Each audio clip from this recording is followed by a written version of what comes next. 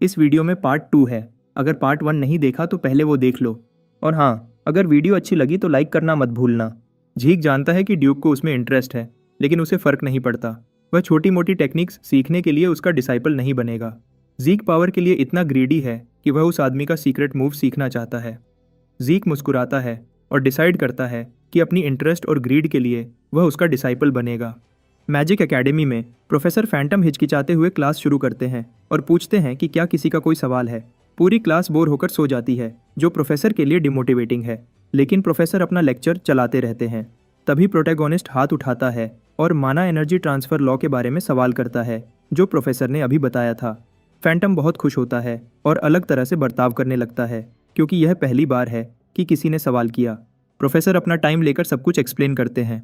Class खत्म होने के बाद स्टूडेंट्स सोचते हैं कि उन्हें मैजिक थ्योरी क्यों पढ़ाया जा रहा है, जबकि सारे स्टूडेंट्स इस क्लास में सोते रहते हैं। लेकिन जीक ऐसा नहीं सोचता, क्योंकि वह सब कुछ आसानी से समझ गया था।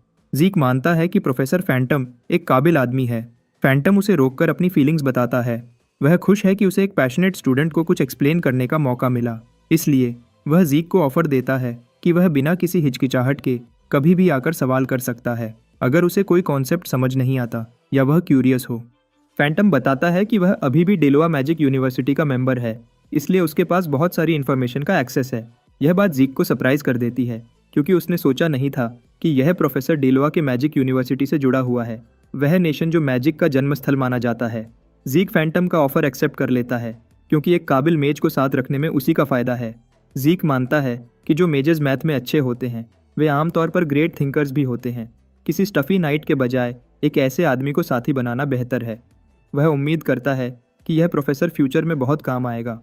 जब जीक एकेडमी से बाहर निकलता है तो उसे डेक्स्टर दिखाई देता है। जीक को समझ आ जाती है कि डेक्स्टर एक हफ्ते में ही सब्र खोने लगा है। डेक्स्टर पूछता है कि क्या उसकी क्लास खत्म हो गई है, और जीक के कुछ कहने से पहले ही वह उसे टोककर पूछने लगता है कि वह ग्रीन हाउस में क्यों नहीं गया। डेक्स्टर को उम्मीद थी कि जीक को हिंट मिल जाएगा, जब उसने कहा था कि वह उसे कुछ काम का सिखाएगा, लेकिन जीक अपनी बात दोहराता है और उसे बताता है कि उसे इंटरेस्ट नहीं है। डेक्स्टर गुस्सा हो जाता है और बच्चों की तरह बर्ताव करने लगता है। जीक एक्सप्लेन करता है कि उसे पता है कि डेक्स्टर कोई आम आदमी नहीं है, लेकिन जीक अभी अपनी ट्रेनिंग में बिजी है, इसलिए डेक्स्टर के लिए समय निकालना जीक के लिए मुश्किल होगा। डेक्स्टर ऐसा दिखाता है कि वह जीक की बात समझ गया है, लेकिन फिर एक पल में ही वह जीक के पीछे आ जाता है। जीक को रिएक्ट करने का मौका भी नहीं मिलता और आसानी से गेल नाइट के हाथों बेहोश हो जाता है। कुछ देर बाद जीक को होश आता है और उसे अभी भी यकीन नहीं होता कि उसे इतनी आसानी से बेहोश कर दिया गया। वह सोचता है कि डेक्स्टर पूरे एक हफ्ते के इंतजार के बाद तंग आ चुका होगा। जीक देखता है कि वह वेस्टर्न ग्रीन हाउस में है। डेक्स्टर जीक से पूछता है, क्या तुम उठ गए? जीक कहता है, यह तो सीधी सीधी किडनैपिंग है। लेकिन यह केयरलेस आदमी यह बात जानता है और घमंडी आवाज में बताता है कि उसे जीक में इंटरेस्ट है। जीक सोचता है कि डेक्स्टर में संबर की कमी है, लेकिन फिर वह अपनी स्विफ्ट स्टेप्स स्किल यूज करके भागने की कोशिश करता है। वह सोचता है कि यही मौका है, लेकिन डेक्स्टर उसके सामने आ जाता है, जिससे जीक हैरान रह जाता है। जीक एक और बार भागने की कोशिश करता है, लेकिन बुरी तरह से नाकाम हो जाता है, क्योंकि डेक्स्टर ने उसे पकड़ लिया था। जीक ये कहता है कि वह छोटा बच्चा नहीं है, इसलिए वह डेक्स्टर को तंग करते हुए पूछता है कि उसे जीक में इतना इंटरेस्ट क्यों है। डेक्स्टर उसे उसकी इनसेन हीलिंग पावर के बारे में याद दिलाता है। जीक मुस्कुराता है और आखिरकार समझ जाता है कि क्या वजह है।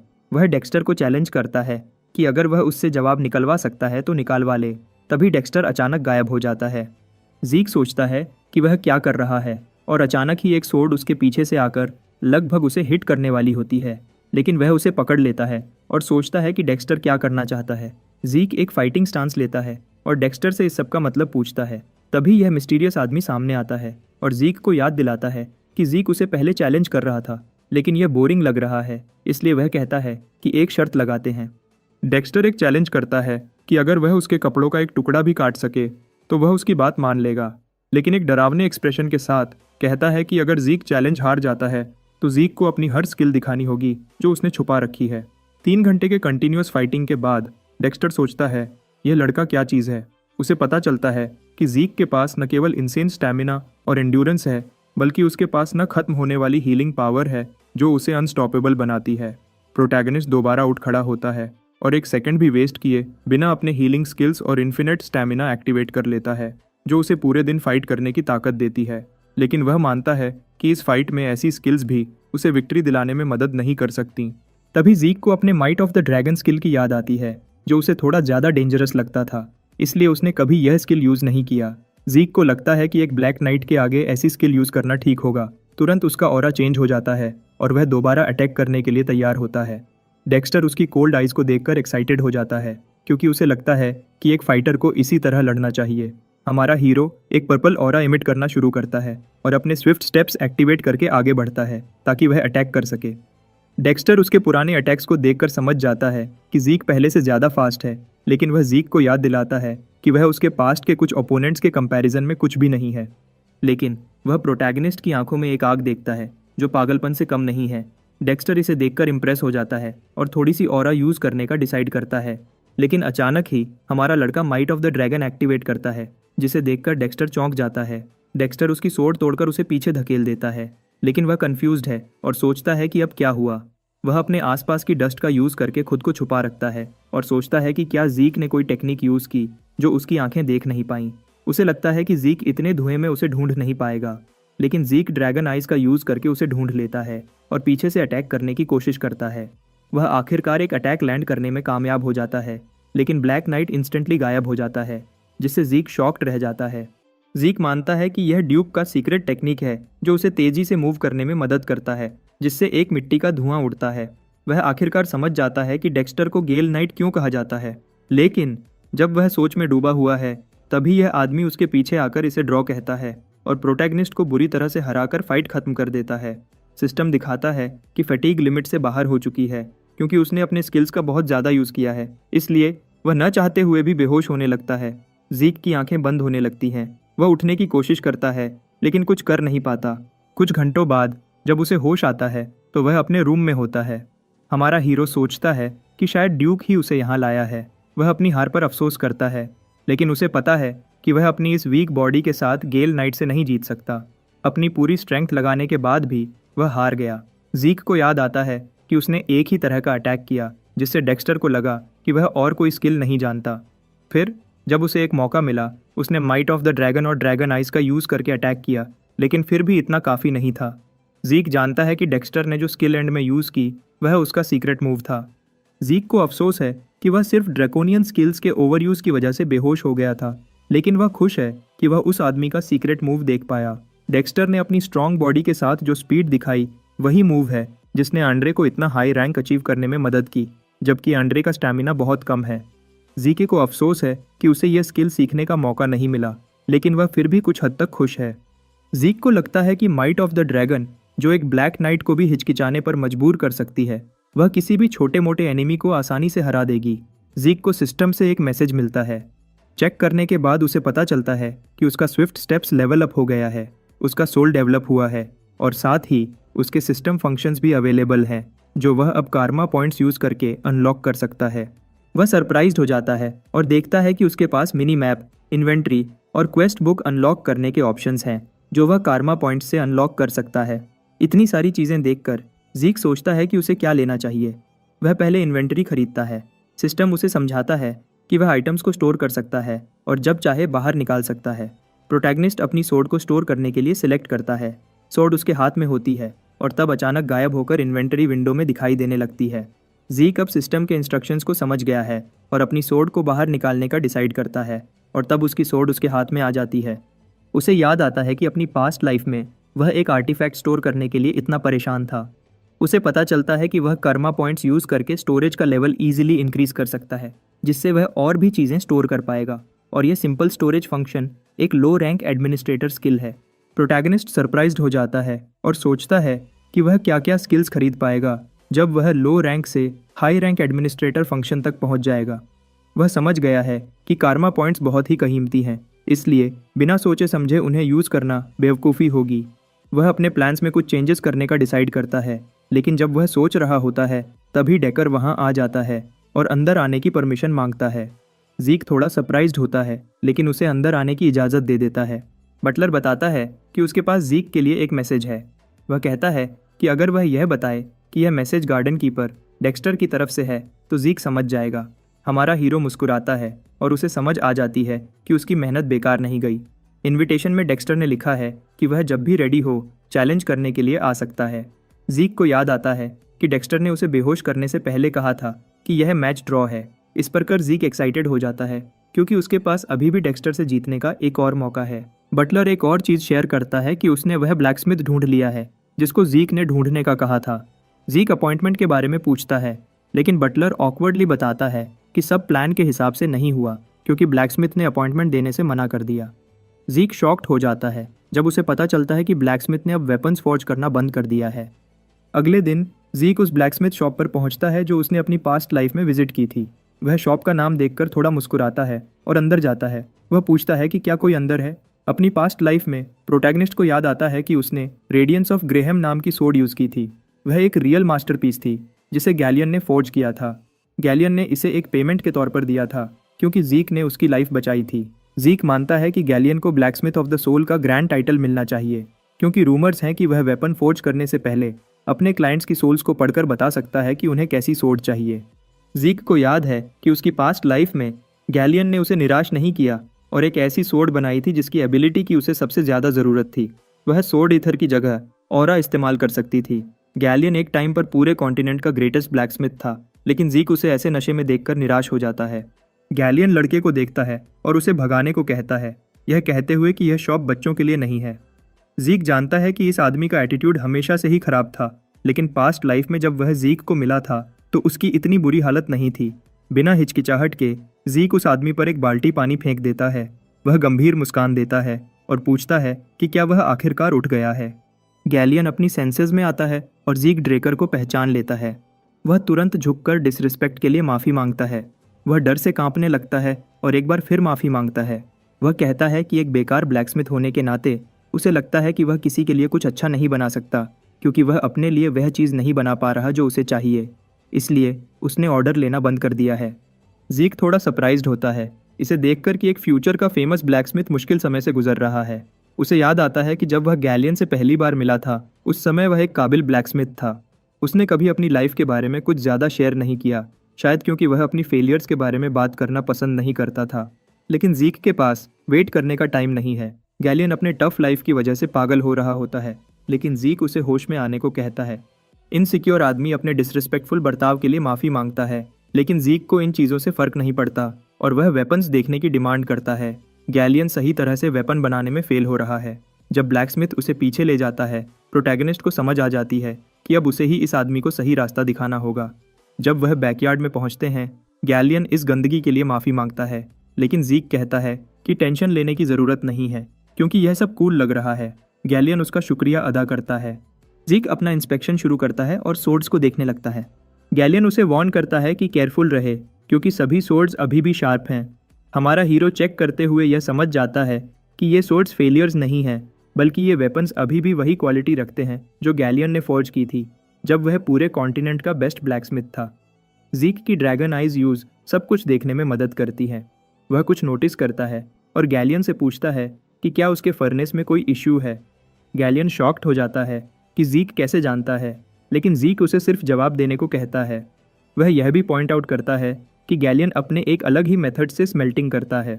ज़ीक देख पाता है कि गैलियन मल्टीपल मेटल्स को मिक्स करके एक लाइटर लेकिन स्ट्रॉन्गर मटेरियल बनाता है, लेकिन ज़ीक आसानी से उसकी एक फेल्ड सोड को तोड़ देता है क्योंकि इस सोड की ड्यूरेबिलिटी बेकार है। ज़ीक एक्सप्लेन करता है कि ऐसे केस में असली इशू यह है कि इम्प्यूरिटीज़ को फोर्ज करते समय सही से नहीं निकाला गया। गैलियन शॉक्ड रह जाता है इसे देखकर कि ज़ीक ने न केवल उसके फॉर्जिंग मेथड को आसानी से समझ लिया, बल्कि सभी प्रॉब्लम्स को बिना किसी मेहनत के पॉइंट आउट कर दिया। गैलियन को एक आइडिया आता है और वह ज़ीक को बुलाता है। वह कहता है कि शायद यह थोड़ा अजीब लगे, लेकिन वह एक रिक्वेस्ट करना चाहता है। शॉप के अंदर ज़ीक पूछता है कि वह क्या कर रहा है। ब्लैकस्मिथ उसे एक ब्लूप्रिंट दिखाता है और बिना किसी हिचकिचाहट के सभी सीक्रेट्स रिवील कर देता है। ज़ीक को याद आता है कि यह वही ब्लूप्रिंट है जो उसने अपनी पास्ट लाइफ में देखा था, blueprint of the magic furnace. Past life में गैलियन अपने सीक्रेट्स को उस आदमी से छुपाना नहीं चाहता था जिसने उसकी लाइफ बचाई थी, इसलिए उसने ज़ीक को ब्लूप्रिंट दिखा दिया था। इस बार भी वह वही करता है। ज़ीक मानता है कि इस मेल्टिंग मेथड से सब कुछ आसानी से हो जाएगा। गैलियन ने एक्सपेक्ट किया था कि ज़ीक इस ब्लूप्रिंट को पहचान लेगा, लेकिन ज़ीक सोचता है कि वह इस पर काम क्यों नहीं कर रहा जबकि उसके पास ब्लूप्रिंट है। गैलियन एक्सप्लेन करता है कि अभी भी एक इम्पॉर्टेंट पार्ट मिसिंग है जिसको लाने के लिए उसे 10,000 गोल्ड कॉइन्स चाहिए। ज़ीक शॉक्ड हो जाता है क्योंकि एक नॉर्मल फैमिली महीने में सिर्फ 10 गोल्ड्स खर्च करती है और यह उससे 8000 गुना ज़्यादा है। हमारा हीरो आखिर समझ गया कि गैलियन को सफल होने में 10 साल क्यों लग गए। वह मानता है कि 10,000 गोल्ड जमा करना गैलियन के लिए कितना मुश्किल हो गया होगा। गैलियन को पता है कि यह बात काफ़ी अजीब लगेगी, लेकिन क्योंकि प्रोटैगनिस्ट एक ड्रेकर और एक प्योर ब्लड अवेकनर है, उसे उम्मीद है कि ज़ीक उसकी मदद करेगा। बदले में गैलियन अपनी पूरी ज़िंदगी तक ज़ीक के सारे ऑर्डर मुफ्त में करने के लिए तैयार है। ज़ीक कुछ देर सोचता है और गैलियन की रिक्वेस्ट को लगभग नामुमकिन मानने लगता है, क्योंकि वह अपने परिवार का गार्डियन नाइट नहीं है, इसलिए उसके पास इतनी बड़ी रकम इकट्ठा करने का कोई तरीका नहीं है, चाहे वह एक प्योर ब्लड ही क्यों ना हो। लेकिन उसे ग्रेहम, जो कि सोर्ड ऑफ रेडियंस है, की ज़रूरत पड़ेगी। लेकिन तभी ज़ीके के दिमाग में एक सोल्यूशन आता है और वह समझ जाता है कि यह प्रॉब्लम माना एनर्जी लॉस से जुड़ा हुआ है। एकदम से उसके दिमाग में एक शानदार आइडिया आता है और वह रिक्वेस्ट मान लेता है। ज़ीक ब्लूप्रिंट ले लेता है, लेकिन गैलियन अब भी इस बात पर विश्वास नहीं कर पा रहा होता कि ज़ीक उसकी मदद करेगा। तब हमारा हीरो उसे यकीन दिलाता है कि वह एक मेज को जानता है जो मदद कर सकता है। वह गैलियन से कहता है कि अगर कुछ काम बना तो वह गैलियन को बता देगा। जाने से पहले ज़ीक उसे शराब पीना छोड़ने को कहता है, लेकिन गैलियन घुटनों के बल गिर जाता है और ज़ीक के पैर पकड़ लेता है। वह रो पड़ता है और वादा करता है कि अगर यह काम हो गया तो वह अपनी पूरी ज़िंदगी तक प्रोटैगनिस्ट की सेवा करेगा। गैलियन लगातार अपना शुक्रिया अदा करता रहता है, जबकि ज़ीक वर्कशॉप से निकलने की कोशिश करता है।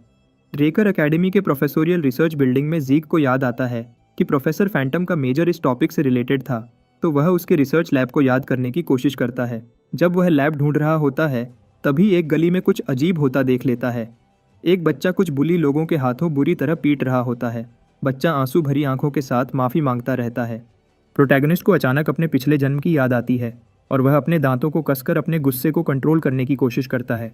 तभी वह गली में जाकर देखता है कि एक गरीब बच्चे को लियोन और उसके दोस्त मार रहे हैं। लियोन उस बच्चे को कंप्लीट ट्रैश कहता है और उसे और भी मारने लगता है। वह ज़ीक पर आया हुआ गुस्सा बच्चे पर निकालता है और उसे मारने लगता है। लियोन नहीं मानता कि वह ज़ीक से हारा है और उसे लगता है कि ज़ीक सिर्फ लकी था, इसलिए वह जीता। लियोन अपने हाथ से बच्चे के सिर को ज़मीन पर दबा देता है। जैसे ही ज़ीक आता है, लियोन का चेहरा बदल जाता है।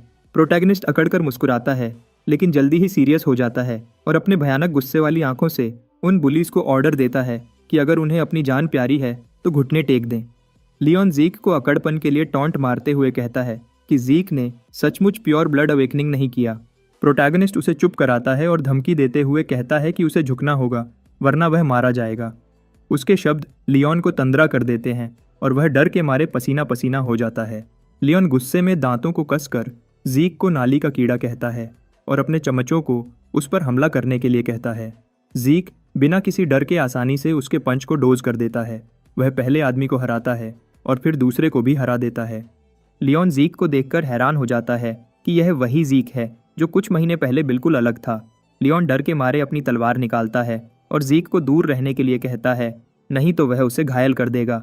ज़ीक उसे याद दिलाता है कि ट्रेनिंग एरिया में तलवार निकालने का क्या मतलब होता है। लियोन डर के मारे घबरा जाता है और बिना कुछ कहे चुप हो जाता है।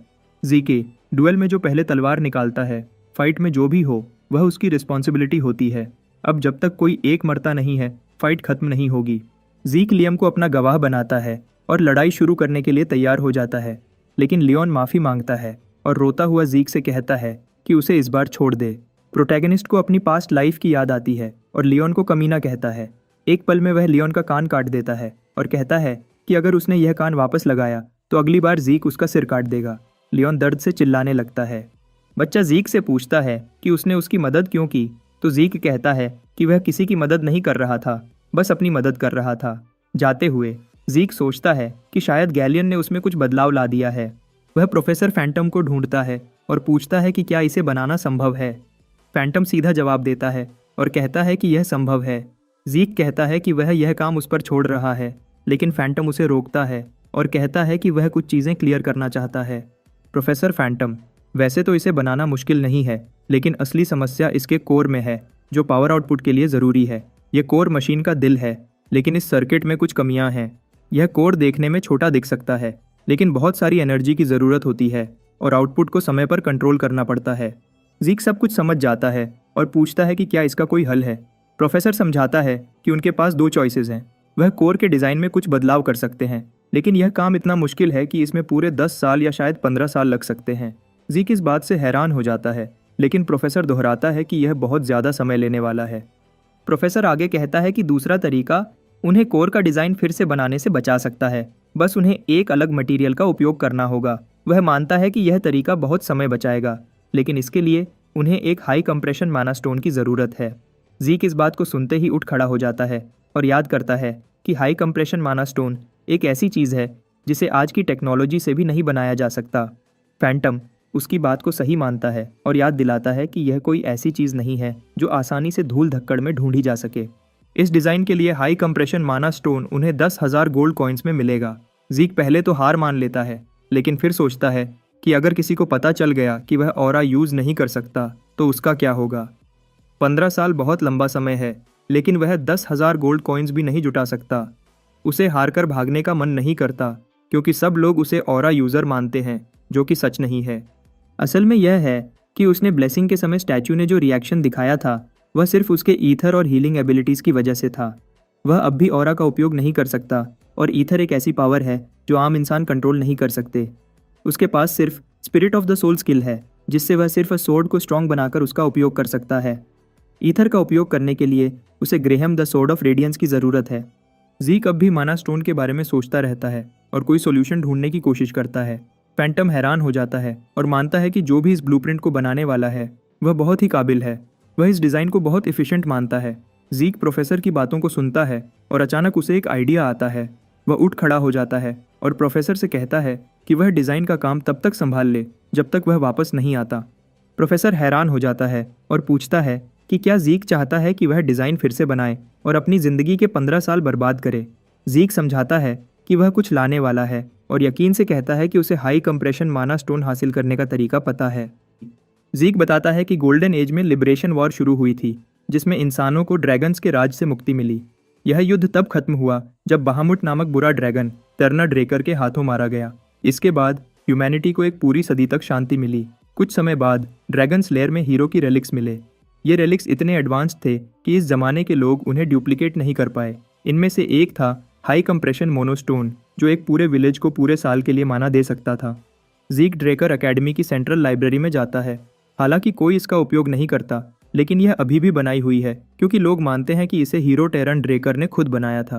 कुछ साल बाद जब किताबों को एक जगह से दूसरी जगह ले जाया जाएगा तो लोगों को गोल्डन एज के रेलिक्स मिलेंगे। मैजिक टावर और निर्वाणा के आर्चमेज पीछे नहीं रहे। गोल्डन एज के बहुत से रेलिक्स मिले और उनके बारे में अफवाहें पूरे कॉन्टिनेंट में फैल गईं।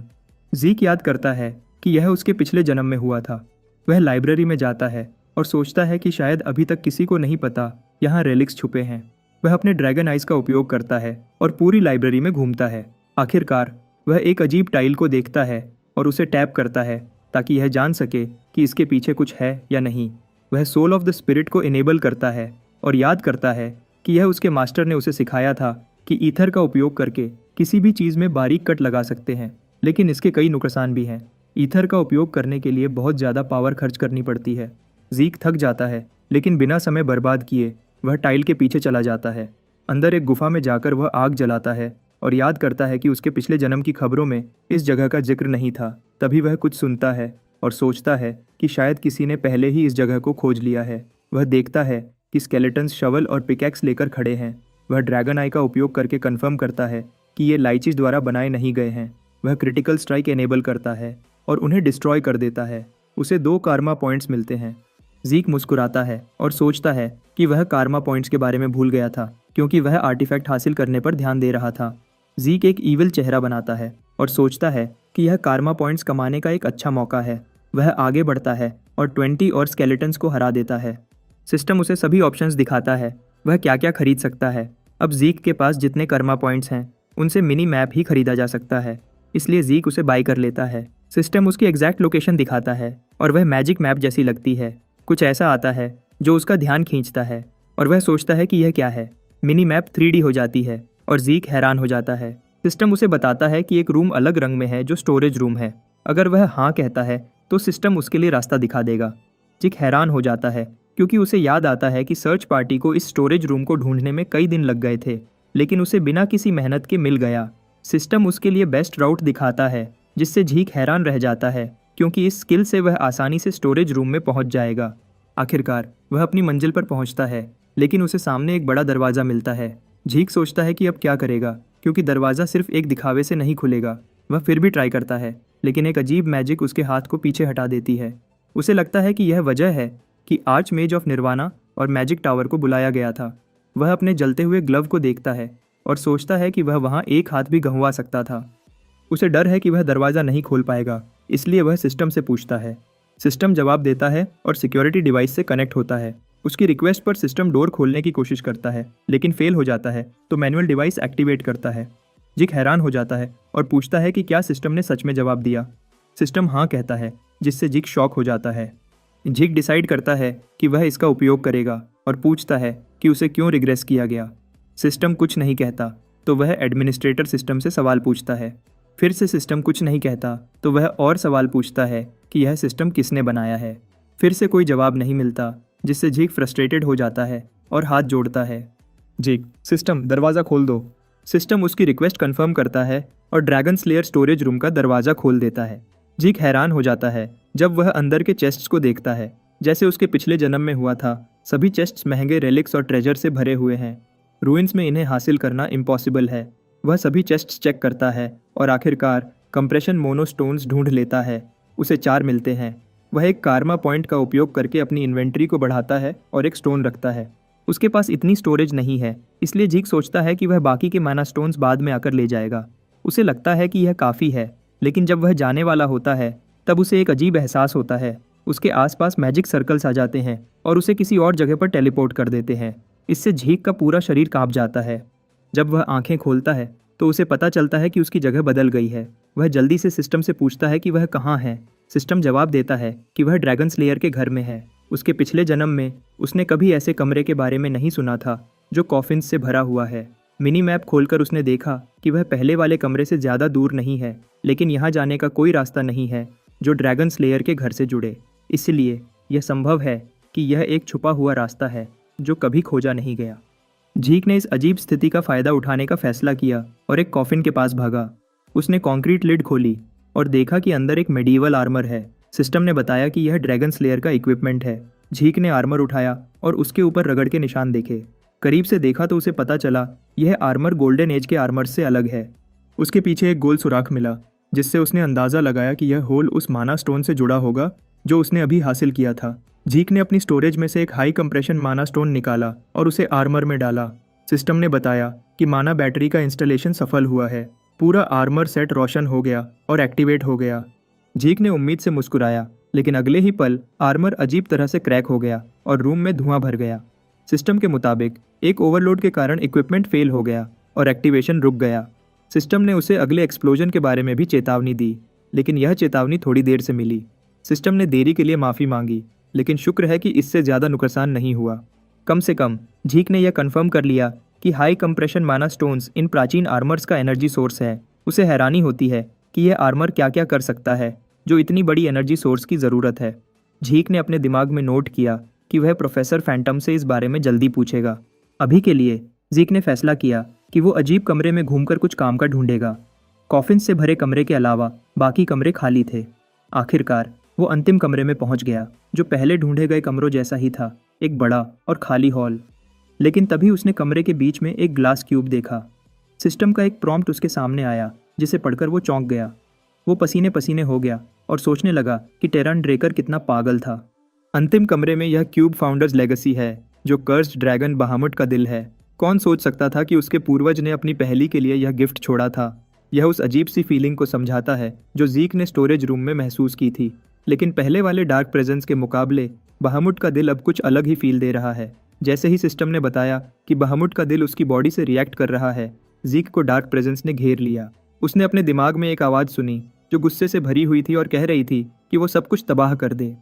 आवाज़ कह रही थी कि उसे सबको मार देना चाहिए। उसका इंडोमिटेबल मेंटल डिफेंस एक्टिवेट हुआ और वो छोटे समय के लिए शॉक से बाहर आया। तभी उसके सिर में एक तेज दर्द हुआ और उसकी एक आंख काली हो गई। उसने महसूस किया कि यह प्रेजेंस अभी भी उसके शरीर में है। सिस्टम ने उसे एक अर्जेंट क्वेस्ट दिया, टेरन ड्रेकर टेस्ट, जिसमें उसे बहामुट के दिल में ईविल एनर्जी के खिलाफ लड़ना है। डार्क प्रेजेंस फिर से उभर आया और जब उसके मेंटल डिफेंस ने इसका प्रभाव साफ करने की कोशिश की, तब उसके क्लास स्किल्स का एक्टिवेशन पहली बार फेल हो गया। इसके बाद उसके दिमाग को हत्याकारी विचारों ने घेर लिया और आवाज़ और भी तेज हो गई। दोनों आंखें काली हो गईं और आवाज़ ने मांग की कि उसे इसे स्वीकार करना चाहिए। अगर वो स्वीकार करता है तो वो आज़ाद हो जाएगा। सिर्फ विल पावर से ज़ीक ने अपने आप को कंट्रोल में लाया और अपना सिर ग्लास क्यूब से जोर से टकराया। दर्द ने उसके दिमाग को साफ किया और वो मुस्कुराया जब उसके चेहरे पर केचप गिरने लगा। ज़ीक उस पागल और हत्याकारी आवाज़ को बिल्कुल पसंद नहीं करता। यह बेवकूफ़ आवाज़ उसे आज़ादी देने का वादा करती थी, लेकिन ज़ीक मानता है कि आज़ादी दी नहीं जाती बल्कि हासिल की जाती है। ग्लास क्यूब हज़ारों टुकड़ों में टूट गया जब ज़ीक ने ईविल ड्रैगन्स कर्स को लिया और इसके साथ अर्जेंट क्वेस्ट भी कंप्लीट हो गया। थकान जल्दी ही उसके दिमाग पर छाई और अगर उसके पास विल पावर नहीं होती तो स्थिति और भी खराब हो सकती थी। उसके शरीर ने नुकसान को महसूस किया और उसके हीलिंग फैक्टर और इन्फिनिट स्टैमिना को ट्रिगर किया ताकि वो रिकवर कर सके। इसके साथ ही कर्स्ड ईविल ड्रैगन बहामुट का दिल का एब्जॉर्प्शन प्रोसेस शुरू हो गया। उसने देखा कि दिल उसके सीने के पास आया और तेज़ रोशनी से चमक रहा है। एक पावर ने उसके फ्लैश और बोन्स को भर दिया, जिससे ज़ीक को बहुत डर हुआ। जहाँ तक वो बता सकता है, एक प्योर और डेंस मैना सोर्स जिसका उसने पहले कभी सामना नहीं किया उसके बॉडी के हर सेल में फ्लो हो रहा है। यह एक नाइट के लिए बुरा होता, लेकिन ज़ीक के लिए तो बिल्कुल ही खतरनाक है, क्योंकि उसके पास एक भी सर्कल नहीं है जो इतनी इंटेंस माना की पावर को सही से एब्जॉर्ब कर सके। एब्जॉर्ब न करने की वजह से यह माना ओवरफ्लो होकर सारी बॉडी को डिस्ट्रॉय कर रहा है और इसका दर्द सिर्फ ज़ीक ही समझ सकता है। ज़ीक जानता है कि उसे कुछ करना होगा, कुछ भी, वरना यह प्रोसेस उसका अंत हो सकता है। स्किलफुल स्लाइट ऑफ हैंड के साथ उसने पर्पल ईथर समन किया। स्पिरिट ऑफ द सोल का उपयोग करके उसने एक मिनी ब्लैक होल क्रिएट किया ताकि इस ओवरफ्लोइंग माना को सील कर सके। ज़ीक के बहुत कम स्किल्स हैं। उसने सोचा कि ईथर का उपयोग करना ही उसकी आखिरी उम्मीद है। ज़ीक ने अपने दांत पीसते हुए अपनी पूरी कंसंट्रेशन ईथर होल सील को चलाए रखने में लगा दी। आखिर में एक बड़ा एक्सप्लोजन हुआ जिसने ज़ीक को लपेटे में ले लिया। पूरा कमरा थंडरस स्मोक से भर गया। एक्सप्लोजन ने एक बड़ा गड्ढा बना दिया। खैर, ज़ीक अभी भी एक पीस में है। उसके बॉडी का हर एक हिस्सा दर्द से चिल्ला रहा था। जब दर्द कम होने लगा तो उसने सुकून की सांस ली। यह मुश्किल था, लेकिन आखिर में वो जिंदा बच गया। उसका यूनिफॉर्म फटा हुआ है और उसके चेस्ट पर बहामुट का मार्क बन गया है। शैटर्ड ग्लास क्यूब के अंदर जो दिल था वो गायब हो चुका है। बहामुट का माना बिल्कुल मजाक नहीं है। उसका सरवाइव करना एक चमत्कार से कम नहीं है और इस बार वो किस्मत से बच गया। टूटे हुए ग्लास क्यूब के पीसेज में उसने अपने चेस्ट पर मार्क का रिफ्लेक्शन देखा। ऐसा लगता है कि बहामुट की रैम्पेजिंग माना ने कुछ सरप्राइजिंग रिजल्ट्स दिए हैं। तभी सिस्टम ने उसे कर्स्ड ईविल ड्रैगन के दिल की सक्सेसफुल एब्जॉर्प्शन के बारे में नोटिफाई किया। एब्जॉर्ब्ड माना ने उसके बॉडी को बहुत ज़्यादा चेंज कर दिया है। उसका कॉन्स्टिट्यूशन ऑर्डिनरी से अपग्रेड होकर डिवाइन हो गया है। अभी तक कंट्रोल नहीं की जा सकने वाली पावर को डिटेक्ट करते हुए सिस्टम ने उसके 90.5% फोर्स को कंप्रेस और सील कर दिया। एंसेस्टर्स लेगेसी के इनहेरिटर के तौर पर उसे टेरन ड्रेकर की सिक्योर लाइब्रेरी को ओपन करने की परमिशन भी मिल गई है। बिगिनर क्वेस्ट बुक अनलॉक हो गया है और साथ ही लो लेवल एडमिनिस्ट्रेटर का ट्यूटोरियल भी। ज़ीक ने अपने सिर को कुरचाया। डिवाइन बॉडी, टेरन्स लाइब्रेरी, किसी तरह का ट्यूटोरियल? उसे समझ नहीं आ रहा कि ये सब क्या है। कंफ्यूज्ड रहते हुए उसने सारी विंडोज़ को हटा दिया, सिर्फ एक को छोड़कर। ऐसा लगता है कि पहला ड्रैगन स्लेयर टेरन मरने से पहले बहुत दयालु था। एक प्रॉम्प्ट उसके सामने आया जो पूछ रहा था कि क्या वो टेरन ड्रेकर का दूसरा डाइंग गिफ्ट खोलना चाहेगा। जब उसने सोचा कि वो और ज़्यादा सरप्राइज नहीं हो सकता, ज़ीक ने आखिरकार टेरान के दूसरे गिफ्ट पर अपनी नज़र डाली। उस एंशिएंट रूम में ज़ीक मरते मरते बचा और फिर अपने प्लैटिनम मैंशन की तरफ वापस चला गया। उसने लूटे हुए ट्रेजर्स को एक सेफ जगह पर छुपा दिया, जबकि उसकी आंखें सिस्टम प्रॉम्प्ट पर टिकी हुई थीं। उसका टाइटल बदल गया था, वो जिसे एंशिएंट ड्रैगन की इनहेरिटेंस मिली है, the inheritor of terrain Drucker. उसे ड्रैगन कंट्रोल की अथॉरिटी और डिवाइन बॉडी कॉन्स्टिट्यूशन मिला। नए रिवॉर्ड्स में से वो सबसे ज़्यादा क्यूरियस था ड्रैकोनियन स्किल के बारे में, जिसका नाम था इनकैंटेशन। यह लॉक्ड स्किल उसके वर्ड्स को पावर से भर देगा। मुट्ठी में जाने उसे बहुत कुछ मिला, लेकिन अभी भी कुछ रिवॉर्ड्स को यूज़ करने के लिए वो बहुत वीक है। ड्रैकोनिक कंट्रोल उसे ड्रैगन्स के बच्चों और ड्रैगन्स पर कंट्रोल देता है। उसके कंट्रोल में आने वाले ड्रैगन्स को समन किया जा सकता है और वो ड्रैगन्स बिना सवाल जवाब उसके ऑर्डर्स फॉलो करेंगे। डिवाइन बॉडी उसे हाईएस्ट लेवल पर परफॉर्म करने की कैपेबिलिटी देती है। कॉम्बैट सीखने की उसकी स्पीड और बॉडी में ईथर का ट्रांसफर रेट इंक्रीज हो गया है। डिस्क्रिप्शंस उसे पूरी पिक्चर समझने में ज़्यादा हेल्प नहीं कर रही, इसलिए शायद उसे यह प्रैक्टिस करके ही पता चलेगा। एंसेस्टर के दूसरे डाइंग गिफ्ट के अलावा टेरन की एक और विंडो है। जबकि उसे टेरन ड्रेकर की सिक्योर लाइब्रेरी तक एक्सेस मिल गया है, एक इन्फॉर्मेशन अपडेट की ज़रूरत अभी भी है। सिस्टम ने हमेशा की तरह हेल्पफुल होते हुए ऑफर किया कि वो मिनी मैप पर लोकेशन मार्क कर दे जहां से वो अपडेट हासिल कर सकता है। ज़ीक एक्स्ट्रा वर्क से खुश नहीं है, लेकिन इसके पास और कोई दूसरा रास्ता भी नहीं। उसे सरप्राइज हुआ जब उसने मिनी मैप पर मार्क लोकेशन को पहचाना। डिज़ाइन को देखकर ये वालहला जैसा लग रहा था। वल्हाला सबसे प्रेस्टिजियस नाइट ट्रेनिंग इंस्टीट्यूशन है। एडमिनिस्ट्रेटर्स के अलावा कोई भी उस एरिया को देख भी नहीं सकता, या अंदर जाना तो दूर की बात है, जीक के लिए भी। अभी इस कंडीशन में ऐसी जगह में एंटर करना मुश्किल होगा। वो इस लाइफ में इंस्टीट्यूशन ज्वाइन करने का प्लान भी नहीं बना रहा था, लेकिन अगर उसे टेरन के डाइंग गिफ्ट से रिलेटेड कुछ वहाँ मिल सकता है तो शायद जीक अपने प्लान्स को चेंज करना पड़ेगा। ऐसा लगता है कि किस्मत उसे इस फैमिली का हिस्सा बनाए रखने पर मजबूर कर रही है। अगली चीज़ जिस पर उसने फोकस किया वो थी beginner quest book. Low level administrators के लिए ट्यूटोरियल जल्द ही शुरू होगा। इसके ट्यूटोरियल को पूरा करने पर उसे एक क्वेस्ट मिलेगा जिससे जीक और भी पावरफुल बन पाएगा। क्वेस्ट्स के साथ रिवॉर्ड्स भी मिलेंगे। जीक ने इस क्वेस्ट सिस्टम को एडवेंचरर्स गिल्ड के मिशंस या मर्सनरी असाइनमेंट्स से कंपेयर किया। क्यूरियस होते हुए उसने सिस्टम से पूछा कि ट्यूटोरियल में क्या शामिल है। बिना उसे जवाब देने का मौका दिए क्वेस्ट अचानक ट्रिगर हो गया। उसकी आसपास की सराउंडिंग्स बदलने लगी। उसकी आंखें इस बदलाव पर विश्वास नहीं कर पा रही थीं।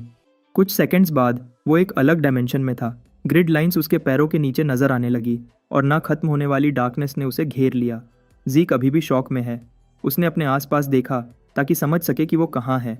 ऐसा लगता है कि उसे फिर से टेलीपोर्ट किया गया है। एक दिन में 2 बार अपनी मर्जी के बिना ट्रांसपोर्ट होना क्रेजी है, लेकिन इस बार थोड़ा अलग महसूस हो रहा है।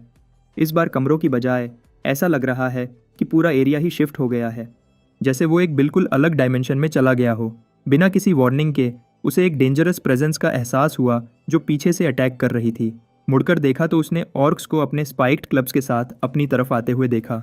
तभी सिस्टम ने एक्सप्लेन किया कि ट्यूटोरियल क्वेस्ट के लिए उसे 60 मिनट्स के अंदर मॉन्स्टर्स को डिफीट करना होगा और इसमें 2 या ज़्यादा डिफरेंट स्किल्स का यूज़ करना होगा। कंप्लीशन पर उसे पॉइंट्स और सिस्टम स्टोर अनलॉक का रिवॉर्ड मिलेगा। जब वो सोच में था उसके बैटल सेंसेस ने काम किया और उसके हाथ में एक सोर्ड आ गई। ऐसा लगता है कि ये ट्यूटोरियल उसके लिए ऐसी सिचुएशंस क्रिएट कर रहा है जहां वो सिस्टम का फ़ायदा उठा सके। अगर उसे ये फीचर पहले मिला होता तो अच्छा होता। जब 3 ऑर्क्स ने 3 अलग एंगल से उस पर अटैक किया, जीक एक पल में गायब हो गया। अटैक्स ने पूरे ट्यूटोरियल एरिया को हिला दिया। बिना समय गंवाए उसने स्विफ्ट स्टेप्स और कंटिन्यूअस स्लैश एक्टिवेट किए ताकि बचकर अटैक कर सके। इस तरह के मॉन्स्टर्स अब उसके लिए कोई चुनौती नहीं है।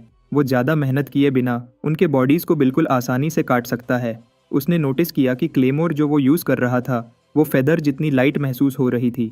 इसकी स्ट्रेंथ में ये बूस्ट शायद डिवाइन बॉडी कॉन्स्टिट्यूशन का एक इफेक्ट है। उसने सोचा कि एक स्ट्रॉन्गर फिजिकल बॉडी के साथ वो अब आसानी से एक पर्पल नाइट को हरा सकता है। ट्यूटोरियल ऑर्क्स को 1 शॉट में मारने के बाद वो वापस उसी जगह पहुंच गया जहां पहले था। दूसरा डायमेंशन गायब हो गया और वो सोचने लगा कि क्या ये सिर्फ एक इल्यूजन था। हालांकि ये बिल्कुल रियल महसूस हुआ था। ट्यूटोरियल कंप्लीट करने के अलावा उसे क्रिटिकल बोनस और टाइम बोनस भी मिला। उसने क्वेस्ट रिवॉर्ड में 400 पॉइंट्स और शॉप कैटेगरी का एक्सेस हासिल किया। उसे बहुत खुशी हुई जब उसे पता चला कि अब वो सिस्टम के थ्रू आइटम्स खरीद सकता है। जीक जल्दी से शॉप टैब खोला और देखा कि वहाँ अमेजिंग आइटम्स सेल के लिए अवेलेबल हैं। इनमें giants flash, breath of a flame giant और भी बहुत कुछ शामिल था। हर लिस्टेड आइटम एक रेयर रेलिक है जो मार्केट में करोड़ों के बराबर की है। शायद वो इस शॉप का यूज़ करके आइटम्स को रीसेल करके बहुत पैसा कमा सकता है। खरीदने के अलावा वो अपने इन्वेंट्री में मौजूद आइटम्स को बेच भी सकता है। उसकी ट्रेनिंग सोर्ड्स बेचने के लिए अवेलेबल नहीं है, लेकिन एल्वन डैगर की प्राइस 4 पॉइंट्स है। ऐसा लगता है कि शॉप सिर्फ एंशिएंट रेलिक्स एक्सेप्ट करती है। उसका एल्वन डैगर ऑक्शन में आसानी से 100 गोल्ड पीसेस में बेचा जा सकता है, लेकिन सिस्टम के लिए सिर्फ 4 पॉइंट्स की वैल्यू रखता है। उसने डिसाइड किया कि वो कुछ भी तब तक नहीं बेचेगा जब तक बिल्कुल ज़रूरी ना हो।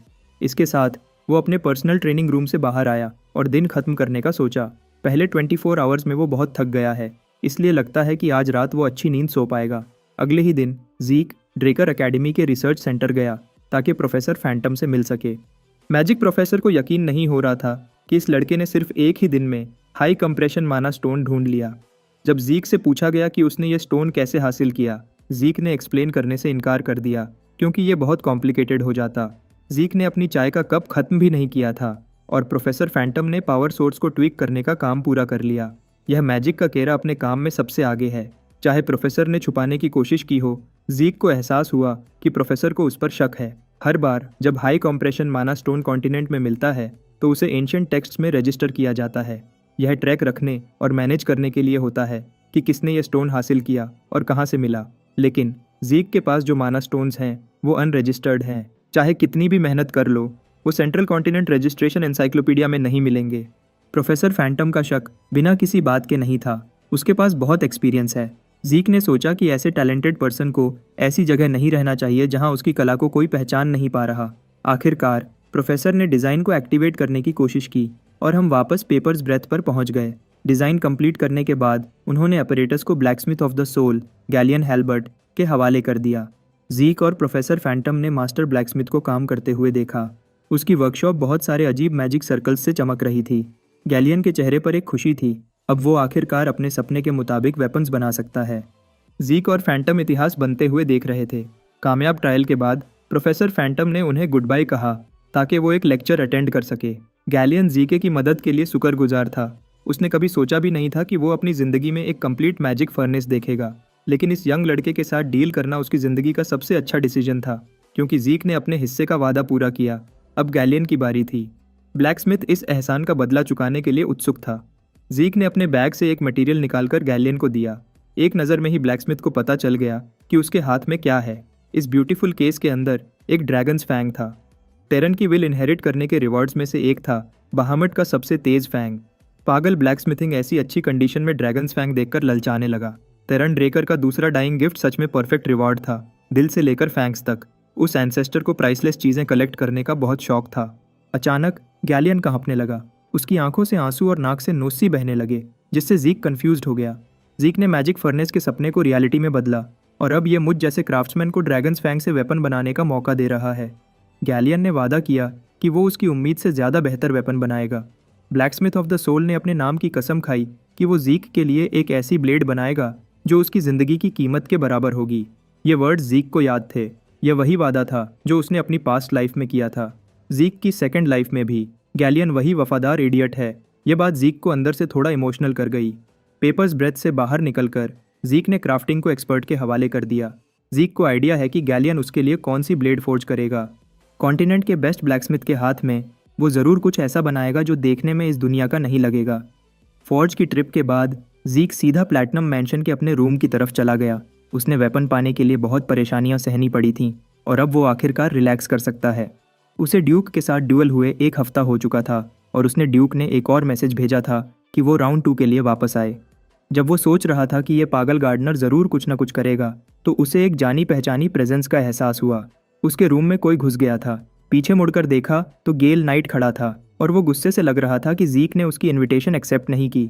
पागल नाइट ने उसे गुस्से से देखा और एक्सप्लेनेशन मांगा, जबकि उसकी तरफ से किलिंग इंटेंट निकल रही थी। ऐसा लग रहा था कि वो अभी जीक को मार डालना चाहता है।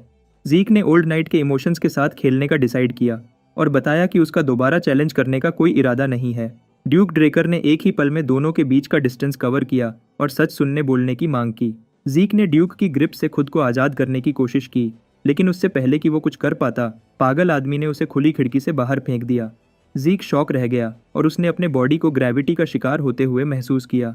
उसका रूम मैंशन की अपर फ्लोर्स पर है, इसलिए इतनी हाइट से गिरना खतरनाक था। इस हाइट पर शायद वो मर भी सकता है, उससे पहले कि उसका पैसिव हील काम कर सके। पैनिक करते हुए उसने बालकनी के एज को पकड़ने की कोशिश की, लेकिन उससे पहले कि वो लेज तक पहुंच पाता, ड्यूक का हाथ उसके गले पर एक्सेसिव फोर्स के साथ जम गया। ओल्ड नाइट को यकीन नहीं हो रहा कि बच्चे को नहीं पता कि उस लेटर का मतलब क्या था। जीक ने जानबूझकर उसे अवॉइड किया, पहले ट्रीटमेंट रूम में और अब भी। ऐसा लगता है कि वो ड्यूक को गुस्सा दिलाने की कोशिश कर रहा है। जब उसके गेम्स खत्म हो गए, ड्यूक ने उसे 5 सेकंड्स दिए ताकि वो सच बता सके और बकचोदी बंद करे। जीक मुस्कुराया और बताया कि ड्यूक ने अभी तक अपनी असली पहचान नहीं बताई और अभी भी खुद को सिर्फ एक गार्डनर कह रहा है। जीक सच बोलने की डिमांड करता है। जब उसने लड़के की आंखों में डर का न होना देखा, तो गार्डन कीपर डेक्स्टर ने अपनी ग्रिप ढीली कर दी और मुस्कुरा दिया। ओल्ड नाइट ने उसे रूम में वापस फेंक दिया, जिससे रूम का नुकसान हुआ, लेकिन जीक के स्ट्रॉन्ग बॉडी को कोई सीरियस डैमेज नहीं हुआ। गार्डन कीपर डेक्स्टर ने माना कि जीक की बात में दम है। उसने लड़के को उठाने के लिए अपना हाथ बढ़ाया और माना कि वो एक टाइम पर ड्रेकर का ब्लैक नाइट था। जीक ने सरप्राइज होने का ढोंग किया, हालांकि उसे पहले ही पता था कि ये आदमी कौन है, जो उसने पहले दी गई इन्फॉर्मेशन को जोड़कर समझ लिया था। उसने अपना एक्टिंग शुरू कर दिया और पूरे दिल से माफ़ी मांगी, एक काबिल-ए-इज्जत फैमिली मेंबर और ऑनरेबल ब्लैक नाइट की डिसरिस्पेक्ट करने के लिए।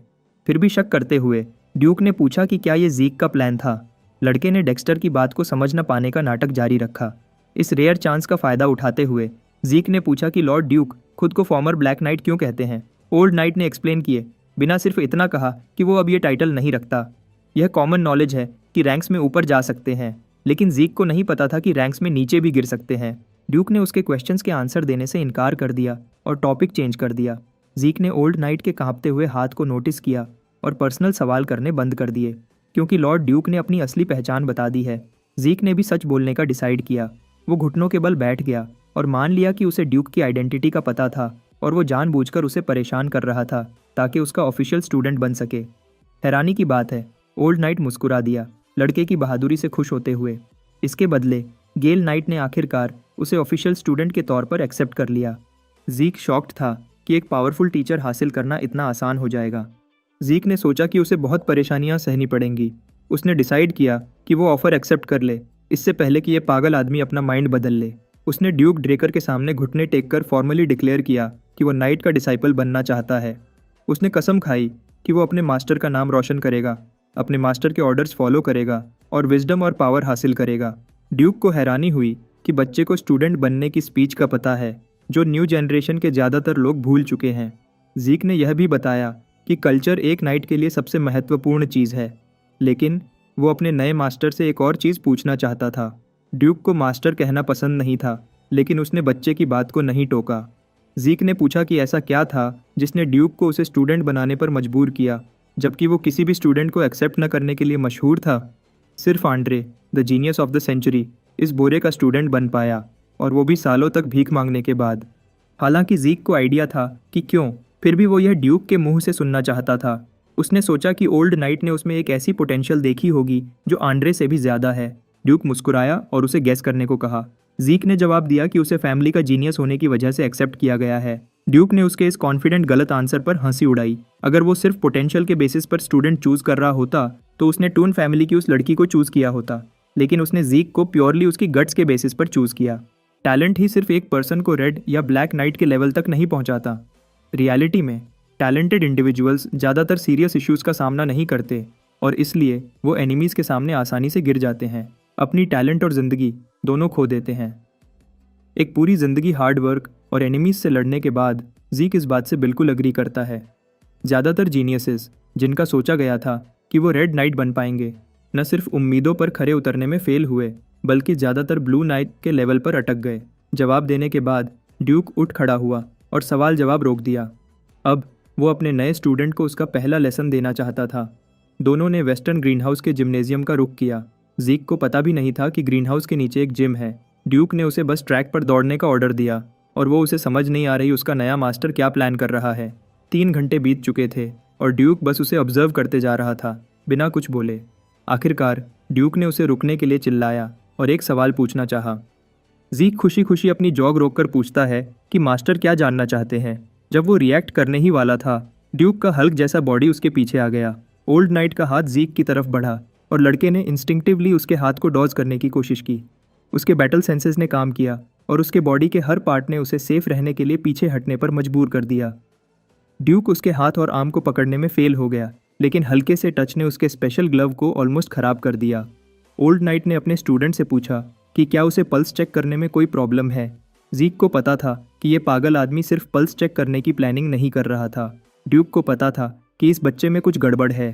पहले जब वो इन्फर्मरी में लड़े, फिर ग्रीन हाउस में ड्यूल किया और अब 500 लैप्स ट्रैक पर दौड़ने के बाद भी उसने जीक के बॉडी में एक ड्रॉप ऑरा भी महसूस नहीं किया। जब ड्यूक उसकी कलाई के करीब आया तो जीक ने अजीब रिएक्ट किया। इसलिए फॉर्मर ब्लैक नाइट ने सीधे सीधे जीक से पूछा कि क्या वो ऑरा यूज़ नहीं कर सकता। यह सवाल, जो उसके सबसे बड़े सीक्रेट को प्रॉड देता, इस सवाल ने जीक को हिलाकर रख दिया। ड्यूक ने अपना रिसर्च किया था। उसने ब्रॉन्ज स्टैच्यू देखी थी और उस गोल्डन लाइट के बारे में भी जानता था जो जीक ने ट्रिगर किया था, जो पहले कभी नहीं देखा गया था। डेक्स्टर ने पूछा, अगर मैं गलत हूँ तो जीक उसे अपनी पल्स चेक करने दे। जीक ने अपने मास्टर की आंखों में देखा तो उसने अपने मास्टर की आंखों में सिर्फ जानने की इच्छा देखी। इस सीरियस राज के बावजूद, जो एक ड्रेकर ऑरा यूज़ न करने की खबर से फैल सकता है, ऐसा लगता है कि ड्यूक की जानने की चाहत पहले आती है। जीक खुशनसीब है कि ड्यूक एक पागल आदमी है। जीक अभी भी अपनी ब्लेड ग्रैहम हासिल करने का इंतजार कर रहा है ताकि उसके ऑरा के बारे में कोई शक पैदा ना हो। जीक को समझ आ गई थी कि यहाँ अगर डेक्स्टर की जगह कोई और होता तो गड़बड़ हो जाती। अब उसे झूठ बोलने की ज़रूरत नहीं है। अपनी पास्ट लाइफ में जहाँ वो अपनी फैमिली का पहला फेल्ड अवेकनर था, अब चीज़ें अलग हैं। जीक ने अपने स्पेशल ग्लव्स केयरफुली उतारे जो प्योर ब्लड अवेकनर का सिंबल थे। उसने अपना मैनर रिफ्लेक्शन दिखाया। जो प्रूफ है कि उसका प्योर ब्लडेड नेचर असली है। लेकिन किसी अनजान से वो ऑरा यूज़ नहीं कर सकता। जीक उम्मीद कर रहा है कि सच बताने से उसकी बाकी एबिलिटीज़ और राजा छुप जाएंगे। फिर भी उसने ड्यूक से माफ़ी मांगी, क्योंकि अगर यह पता चला कि एक ड्रेकर ऑरा यूज़ नहीं कर सकता तो जीक को डर है कि उसे फैमिली से बाहर निकाल दिया जाएगा। जीक अपनी मर्जी से रो सकता है और एक डरते हुए पपी की तरह दिख सकता है। इस आदमी को एक अवार्ड दो। जीक ने अपनी पल्स एग्जामिन करने की ऑफर दी और ड्यूक ने आगे बढ़कर अपना ऑरा अपने स्टूडेंट के बॉडी में केयरफुली फैलाया। जीक को रोता और डरता हुआ देखकर ड्यूक ने सोचा कि एक बच्चा तो बच्चा ही होता है, चाहे वो अपनी उम्र के मुताबिक नहीं दिखता हो। जैसा उसने सोचा था, जीक के प्योर बॉडी में ऑरा का एक ड्रॉप भी डिटेक्ट नहीं हुआ, हालांकि वो सक्सेसफुली अवेकन हो चुका है। ड्यूक शॉक्ड था। उसने अपने दिमाग को खपा लिया, लेकिन कोई जवाब नहीं मिला। जीक को पहले ही पता था कि पल्स एग्जामिनेशन के बाद भी ड्यूक पूरी तरह से सहमत नहीं होगा, क्योंकि ब्लेसिंग राइट के रिजल्ट्स झूठ नहीं बोलते। जीक को पता है कि ड्यूक अब इस चीज़ को किसी न किसी लॉजिक से प्रूव करने की कोशिश करेगा। ओल्ड नाइट ने उसे इरेगुलर लेबल किया। ऑफ कोर्स यही उसका कंक्लूजन है। लोग जो क्लासेस के कॉन्सेप्ट से अनजान होते हैं वो ऐसे ही सोचते हैं। फिर भी जीक ने ड्यूक के साथ खेला और ड्यूक से पूछा कि इरेगुलर क्या होता है। उसके मास्टर ने एक्सप्लेन किया कि ये उन लोगों को कहा जाता है जो अलग एबिलिटीज़ रखते हैं, जैसे कि कुछ लोग ऑरा और माना को एक साथ यूज़ कर सकते हैं। कुछ इरेशनल एबिलिटीज़ भी होते हैं, जैसे फ्यूचर में झांकना। इसलिए इरेगुलर्स को ज़्यादा अच्छा ट्रीट नहीं किया जाता और ये बेहतर होगा कि ये सीक्रेट मास्टर और स्टूडेंट के बीच ही रहे। जहाँ तक जीक की इरेगुलर एबिलिटी की बात है, ड्यूक को लगता है उसकी इरेगुलर एबिलिटीज़ इंसेन स्टैमिना और रिकवरी है। चाहे आदमी कितना ही पावरफुल क्यों ना हो, अंदरूनी चोटों से रिकवर होने में समय लगता है। लेकिन ये कॉन्सेप्ट जीक पर अप्लाई नहीं होता। वो सीरियस डैमेजेस से तकरीबन उतने ही समय रिकवर हो जाता है। ड्यूक ने सोचा कि इतनी फास्ट रिकवरी में बहुत ज़्यादा एनर्जी कंज्यूम हुई होगी और वो एनर्जी ऑरा है। ओल्ड नाइट ने नतीजा निकाला कि क्योंकि जीक का ऑरा लगातार उसके स्टैमिना और रिजेनरेशन के बदले कंज्यूम हो रहा है, इसलिए उसकी बॉडी में ऑरा बचा ही नहीं। जीक सरप्राइज था कि इस ओल्ड मैन ने खुद से ही एक्सप्लेनेशन निकाल लिया। अपनी एक्टिंग जारी रखते हुए उसने मासूम शक्ल बनाकर पूछा कि क्या वो कभी ऑरा यूज़ नहीं कर पाएगा। उसे डर था कि वो अपने मास्टर की उम्मीदों पर खरा नहीं उतर पाएगा। ड्यूक ने ऐसे सेंटीमेंट पर हंसी उड़ाई और उसे चिंता न करने को कहा, क्योंकि उसका गेल आर्ट्स एक स्पेशल और पावरफुल टेक्निक है जो ऑरा का यूज़ बिल्कुल नहीं करता। ड्यूक ने एक्सप्लेन किया कि स्पेशल आर्ट एक स्पेशल टेक्निक होती है जो एक नाइट अपने पीक पर पहुंचने के बाद पर्सनली डेवलप करता है। आमतौर पर यह ड्रैगन स्लेइंग आर्ट्स का एक एप्लीकेशन या स्पेशलाइजेशन होता है, इसलिए इसमें ऑरा का प्रॉपर यूज़ ज़रूरी है। लेकिन क्योंकि गेल आर्ट्स बॉडी की ट्रेनिंग को इम्पोर्टेंस देती है, ड्यूक ने अपने स्टूडेंट्स को एक डेमोन्स्ट्रेशन देना चाहा। इसलिए उसने जीक से कहा कि वो सही से ऑब्जर्व करे। अचानक जिस फ्लोर पर वो खड़ा था वो एक सिंपल जंप की फोर्स से क्रैक हो गया। जीक ने अपनी पूरी कोशिश की कि ड्यूक की इंसेन स्पीड को ट्रैक कर सके। कुछ ही सेकंड्स में गेल नाइट पूरे अरीना में घूम गया और उसकी स्पीड इतनी थी कि उसके आफ्टर इमेजेस भी आंखें देख नहीं पा रही थीं। फिर वो उसी जगह वापस आकर लैंड हुआ जहाँ से शुरू किया था। उसने पसीना तक नहीं बहाया। जब पूछा गया कि क्या उसने मूवमेंट्स देखी, जीक ने पूछा कि क्या वो खुद ट्राई कर सकता है। ड्यूक ने हैरत से पूछा कि क्या बच्चा दोबारा नहीं देखना चाहता।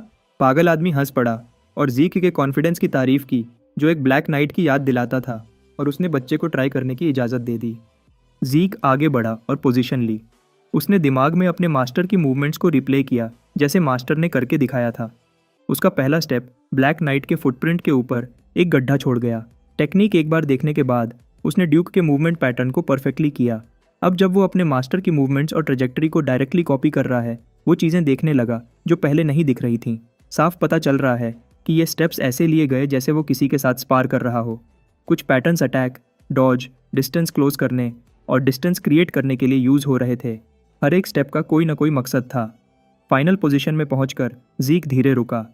ड्यूक को अपनी आंखों पर विश्वास नहीं हो रहा था। उसे पता था कि बच्चा गिफ्टेड है, लेकिन एक हफ्ते पहले वो इतना अच्छा नहीं था। ऐसा क्या हो गया था कि एक हफ्ते में उसका पोटेंशियल इतना ज़्यादा बढ़ गया। डिफरेंस बिल्कुल हेवन और अर्थ जैसा था। ड्यूक ने ऐसा कुछ कभी नहीं देखा था। उसने कभी ऐसी परफेक्शन नहीं देखी। लेकिन जीक ने मुड़कर अपना अहंकार दिखाकर सब कुछ खराब कर दिया। अगर जीक अपने अहंकार को कंट्रोल में रख सके तो वो परफेक्ट हो सकता है। ड्यूक ने मजाक में उसे हेडलॉक में पकड़ लिया और उसे तंग किया कि वो रोया था, और फिर लगभग परफेक्टली डेक्स्टर की स्किल कॉपी कर ली। टाइम बीत गया जब से ड्यूक ने उसे ट्रेन करना शुरू किया। आज जीक को एकेडमी डाइनिंग हॉल में देखा जा सकता है। उसके प्लेट पर मीट, सी फूड, ब्रेड और हर वो चीज़ थी जो कैंटीन में मिल सकती थी। उसे गेल नाइट का अप्रेंटिस बने 1 महीना हो चुका है और लगातार ट्रेनिंग की वजह से उसकी भूख बढ़ती ही जा रही है। आज उसका लंच इंटरप्ट हुआ जब इंस्ट्रक्टर आंड्रे ने पूछा कि क्या वो कुछ टाइम बात करने के लिए निकल सकता है, क्योंकि आंड्रे का स्केड्यूल बिजी है। जीक ने आंड्रे से कहा कि वो जो बात करना चाहते हैं वो यहीं और अभी शुरू करें। आंड्रे के पास एक सिंपल सवाल था। वो जानना चाहता था कि जीक ने सर डेक्स्टर को कैसे कन्विंस किया, क्योंकि आंड्रे अभी तक ड्यूक का ऑफिशियल डिसाइपल नहीं बना पाया। इस समय ये खबर कि जीक को एक्सेप्ट कर लिया गया है ने शायद उसे थोड़ा परेशान कर दिया। अपनी प्लेट पर खाना खाते हुए जीक ने जवाब दिया कि उसने कुछ खास नहीं किया और सर डेक्स्टर ने उसे अपने आप चूज किया। आंड्रे को ऐसे जवाब से गुस्सा आया। उसने जीक को गुस्से से देखा। उसने ये कंक्लूजन निकाल लिया कि जीक को सिर्फ इसलिए डिसाइपल बनाया गया है क्योंकि वो एक प्योर ब्लड अवेकनर है। हमारे हीरो को ये आरोप बिल्कुल पसंद नहीं आया। उसने अपना खाना खत्म किया और सेंचुरी के जीनियस को इस कड़वी सच्चाई को मानने का कहा। जीक इस बात की तरफ इशारा किया कि आंद्रे एक कुएं का मेंढक है जो सिर्फ खुद को ही पावरफुल समझता और हर चीज़ के लायक नहीं। यह बात इंस्ट्रक्टर को बिल्कुल पसंद नहीं आई। उसके हाथ गुस्से से कांपने लगे। उसने जीक को कैडेट कहकर उसकी जगह दिखाने की कोशिश की, लेकिन लड़के ने अपनी बात खत्म नहीं की। उसने आंड्रे से पूछा कि क्या वो मानता है कि सर डेक्स्टर इस टाइप का आदमी है जो डिसाइपल को सिर्फ इस रीज़न के लिए चूज़ करेगा। जीक ने इस बात पर जोर देकर कहा कि वो अपनी ब्लड लाइन को फाउंडेशन के तौर पर यूज़ करके डिसाइपल नहीं बना। ये उसकी अपनी एबिलिटीज़ की वजह से है। फिर उसने आंड्रे को कुछ वैल्यूबल एडवाइस दी। अपना टाइम ईगो को सेटिस्फाई करने में बर्बाद करने के बजाय शायद उसे कुछ मेहनत करनी चाहिए ताकि उसे भी चूज़ किया जाए। आंड्रे जितना भी गुस्सा था, उसने माना कि कैडेट के इन वर्ड्स में कुछ तो सच्चाई है। बाद में उसी दिन वेस्टर्न ग्रीन हाउस अरीना में 2 की जगह 3 लोग थे। कोई जीक और ड्यूक से पहले पहुंच गया था और ट्रैक पर ऐसे दौड़ रहा था जैसे उसकी ज़िंदगी का सवाल हो। जीक ने अपने मास्टर से पूछा कि क्या हो रहा है, लेकिन गेल नाइट भी कंफ्यूज था। उसे नहीं पता कि इंस्ट्रक्टर एंड्रे को क्या हो गया, लेकिन वो बेचैन होकर यह मांग कर रहा था कि अगर वो ड्यूक के साथ रहकर सीख सके तो वो सर्वेंट बनने को भी तैयार है। ओल्ड नाइट ने मजाक में कहा कि अगर वो 300 चक्कर बिना ऑरा के दौड़ सके तो वो उसे अपने साथ रख लेंगे, और यही वजह है कि एंड्रे ऐसी हालत में है। ड्यूक एंड्रे के इस नए जोश पर हैरान था। इसी तरह जीक भी हैरान था कि ये आदमी सिर्फ एक सेल्फ राइचस नर्ड नहीं है। ऐसा लगता है कि एकेडमी के जीनियस में गट्स हैं। आज एकेडमी के हर स्टूडेंट को फील्ड पर लाइन बनाने के लिए बोला गया है। आज एक स्पेशल दिन है। ये पेट्रियार्क के विजिट का दिन है। स्टैलियंस की स्ट्रॉन्ग स्ट्राइड्स ने कैंपस के बाहर गरज मचा दी। एक लेविश कैरेज जिस पर ड्रेकर फैमिली का सिंबल था कैंपस के अंदर आई। गार्ड्स ने सभी को पेट्रियार्क के आने की इन्फॉर्मेशन दी। एकेडमी का मोटा डीन हावर्ड ड्रेकर ने अपने लोगों को तैयार होने का ऑर्डर दिया ताकि वो अपने सुप्रीम लीडर का स्वागत कर सके। वो गेट के सामने खड़ा हुआ, यह कंफर्म करते हुए कि वीआईपी को सबसे पहले वहीं दिखे। जब पेट्रियार्क कैरेज से बाहर आया तो हावर्ड ने उसे रिस्पेक्ट देते हुए वेलकम किया। नाइट्स ने भी अपनी ब्लेड्स उठाकर रैंक के मुताबिक घुटने टेक कर रिस्पेक्ट दिखाई। पेट्रियार्क बिल्कुल 12 नून पर पहुंचा और एकेडमी का बेल आज के इस खास मौके पर जोर से बज उठा। मास्टर ड्रेकर अनमैच्ड ऑरा और ड्रिप के साथ चल रहे थे। उनकी मौजूदगी में हर कोई उनके लिए रिस्पेक्ट को महसूस कर रहा था। उन्होंने हावर्ड का शोल्डर पकड़कर उसकी मेहनत की तारीफ की। ये गीगाचद आर्थर ड्रेकर हैं, 3rd ट्रांसेंडेंट हाउसहोल्ड के लीडर, ड्रैगन स्लेयर ड्रेकर के पेट्रियार्क। हावर्ड ने सुझाव दिया कि वो अंदर चलें क्योंकि आज धूप बहुत तेज़ है, लेकिन आर्थर अपनी मर्जी से चलना पसंद करते हैं। गेट के करीब कुछ स्टूडेंट्स ने पेट्रियार्क को जब अपनी आंखों से देखा तो हैरान रह गए। आखिरकार आर्थर ड्रेकर ने रोशनी में कदम रखते हुए एकेडमी के स्टूडेंट्स के सामने अपना चेहरा दिखाया। उन्होंने यंग ड्रैगन स्लेयर्स को मुखातिब किया जो उनके सामने लाइन अप थे, क्लैन की उम्मीद और फ्यूचर। उन्होंने स्टूडेंट्स से कहा कि वो हार्ड ट्रेन करें और ज़्यादा ट्रेन करें क्योंकि उनका डेवलपमेंट फैमिली का डेवलपमेंट होगा। उनके एनकरेजिंग वर्ड्स और डोमिनेटिंग प्रेजेंस से इंस्पायर होकर स्टूडेंट्स ने उनका सिंपल स्पीच दिल से लिया और जोश से जवाब दिया। जब धूप और ज़्यादा चमकने लगी, आर्थर ने मुड़कर हावर्ड को ऑर्डर दिया कि उसे अंदर ले जाए। बंद दरवाज़ों के पीछे जीक को सभी नाइट्स के लीडर, ड्रैगन स्लेयर के नाम के गार्डियन और अपने फादर से मिलने के लिए बुलाया गया। आर्थर ने उसके चमक दमक और ओल्ड फैशन रिस्पेक्ट दिखाने के तरीके पर हंसी उड़ाई। आजकल ये बहुत कम देखने को मिलता है। 2 कप्स चाय लेने के बाद आर्थर ने अपने बेटे से बैठने को कहा। उन्होंने सुना था कि उनका बेटा चाय पसंद करता है, इसलिए उन्होंने कुछ रेयर टी तैयार करवाई है, उम्मीद करते हुए कि जीक को पसंद आएगी। हालांकि ये एक फादर का प्यार दिखाने का एक तरीका लग रहा है। जीक को पता है कि पेट्रियार्क को उसकी परफॉर्मेंस की खबर मिल रही है, इसलिए वो ऐसा कर रहा है। एक कहावत है कि शायद कुछ चीज़ें एम्परर को नहीं पता हों, लेकिन कोई चीज़ ऐसी नहीं जो एक ड्रेकर को नहीं पता। जीक अब इस कहावत की सच्चाई को महसूस कर रहा है। आर्थर ने माना कि उन्होंने जीक को बुलाया है क्योंकि सुना है कि ड्यूक ने उसे डिसाइपल बनाया है। जैसा एक्सपेक्टेड था, पेट्रियार्क इधर उधर की बातें करने वाले नहीं हैं। वो सीधे पॉइंट पर आना पसंद करते हैं। जैक ने पूरी बात को नज़रअंदाज करते हुए कहा कि ड्यूक उस पर एक बड़ा एहसान कर रहे हैं। आर्थर अपने बेटे के गोल को नहीं जानता था। ड्यूक की टीचिंग्स को फॉलो करना एक ब्राइट फ्यूचर दिखाता है। जैक ने अपने फादर की बात को काटकर कहा कि उसका गोल कॉन्टिनेंट का सबसे स्ट्रांग आदमी बनना है। ऐसे अजीब गोल ने आर्थर की आंखों में शार्पनेस भर दी। जैक ने यह भी कहा कि वो सबसे ज़्यादा स्ट्रांग बनेगा ताकि वो बिल्कुल आज़ाद ज़िंदगी जी सके। ये उसका गोल है और वो उस तक पहुंचने के लिए कुछ भी करेगा। उसने अपने फादर के चेहरे को देखा, लेकिन समझ नहीं पाया कि पेट्रियार्क क्या महसूस कर रहा है। आर्थर ने जानबूझकर अपनी ऑरा और ब्लड लस्ट लीक की। अगर उसका सबसे छोटा बेटा सबसे स्ट्रांग बनना चाहता है तो इसका मतलब है कि वो अपने फादर को भी सरपास करने का इरादा रखता है। जैक को एहसास हुआ कि उसने शायद गलती कर दी। वो भावनाओं में बह गया था कि ऐसे सेंटिमेंटल बातें कर गया। उसे गूसबम्प्स आ गए। कमरे में एस्ट्रल सोर्ड की प्रेजेंस घूम रही थी। कहते हैं कि ये यूज़र को एक एरिया में हर लिविंग बीइंग पर पावर देती है। यही वो पिनेकल ऑफ ऑरा यूजेज है जो सिर्फ फुल ऑन ब्लैक नाइट्स ही हासिल कर सकते हैं। आर्थर ने अपने सबसे छोटे बेटे की तरफ देखा। उसकी आंखों में थोड़ी खुशी दिखाई दी। जैक ने अपनी जगह पर खड़े रहने का डिसाइड किया और अपने गोल पर डटा रहा। उसने माना कि वो अपने पावरफुल फादर को भी सरपास करने का प्लान रखता है, जबकि वो एस्ट्रल सोर्ड के प्रेशर को रेजिस्ट करने की पूरी कोशिश कर रहा था। जैक के पक्के कदम देखकर पेट्रियार्क उसकी गट्स से खुश लग रहा था। आर्थर ने चाय पीते हुए आइस टी से एस्ट्रल सोर्ड को कम किया। जैक के बॉडी पर से प्रेशर हट गया। उन्होंने माना कि जैक ने जो अभी कहा वो सबसे इंटरेस्टिंग बात थी जो उन्होंने बहुत समय बाद किसी के मुंह से सुनी। आर्थर असल में यहाँ एकेडमी और अपने सबसे छोटे बेटे को सपोर्ट करने आए थे, लेकिन अब कि उन्होंने देखा है कि जैक कितना ग्रो कर चुका है, शायद वो काफ़ी नहीं होगा। उन्होंने अपने इंट्रिकेट सूट में कुछ ढूंढा। जैक ने सोचा कि डेक्स्टर जैसे ब्लैक नाइट्स पहले ही पावर के टॉप पर हैं, एक स्ट्रॉन्ग आदमी, लेकिन उसका फादर एक बिल्कुल अलग लेवल पर था। आर्थर ने टेबल पर एक ब्लैक कार्ड स्लाइड किया। कार्ड पर ड्रेकर का सिंबल था। ये आर्थर का जैक के लिए गिफ्ट था, ड्यूक डेक्स्टर का डिसाइपल बनने के लिए। एक ब्लैक कार्ड को पर्सनली देखकर जैक घबरा गया और उसके वर्ड्स अटकने लगे। जैक के रिएक्शन से आर्थर को समझ आ गया कि जैक को पता है कि ब्लैक कार्ड का क्या मतलब है। देखो, ये एक क्रेडिट कार्ड है जो सिर्फ कुछ लोगों को दिया जाता है। जैक ने कभी सोचा भी नहीं था कि वो एक ब्लैक कार्ड पर्सनली देखेगा। सिर्फ इसका होना ही बहुत बड़ी बात है। इसका क्रेडिट लिमिट ही नहीं, सिंपल वर्ड्स में एक इन्फिनिट मनी ग्लिच है। आर्थर ने खुशी से एक्सप्लेन किया कि कार्ड दोनों के नाम पर होगा ताकि जैक इसे फ्रीली यूज़ कर सके।